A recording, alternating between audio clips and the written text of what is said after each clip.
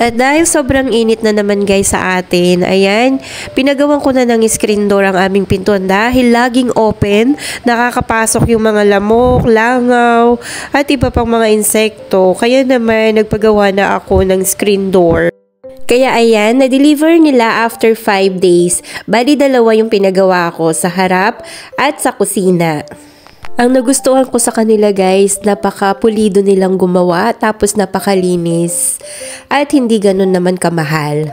At ang kagandahan dito guys, hindi na makakapasok ang mga langaw at mga lamok. Grabe kasing mga langaw at lamok na nakakapasok sa bahay namin ngayon. At ayan guys, pinacheck ko pa sa mga pamangkin ko kung okay ba. Sabi nila okay naman daw.